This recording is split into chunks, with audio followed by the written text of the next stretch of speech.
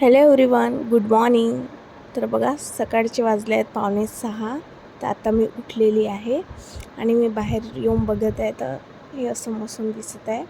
त्यानंतर मी बाहेर ब्रश करायला आली आहे. थोडंसं वॉक घेतलं घरासमोर आणि टिफिनमध्ये न्यायला पोहे काढले आहेत. पोहे बनवायचं होतं. तर अशा पद्धतीने मी कांदा, टमाटर, मिरची आणि कढीपत्ता कापून घेतला आहे. मग 2 ते 3 पाण्याने पोहे धुवून अशा जाडीमध्ये सुकवायला ठेवले आहेत. मग एका कढईमध्ये मी तेल तापत ठेवलं आहे आणि त्यामध्ये जिरं, मोहरी 1 चमचा तडतडायला ठेवला आहे.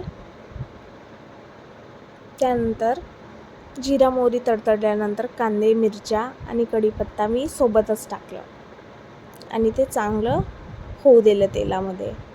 मग त्यामध्ये मी टमाटर टाकले आणि ते सुद्धा होऊ दिले स्लो फ्लेमवर आणि हळद टाकले 1 चम्मच आणि मीठ टाकले 1 चम्मच आणि पोहे टाकून दिले त्यानंतर आणि अशा पद्धतीने फिरवत आहे.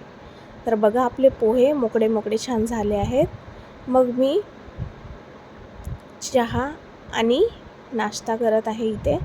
तर बघा, आपले पोहे कसे मोकळे मोकळे झालेले आहेत, छान सुटसुटीत झालेले आहेत. या मग खायला पोहे.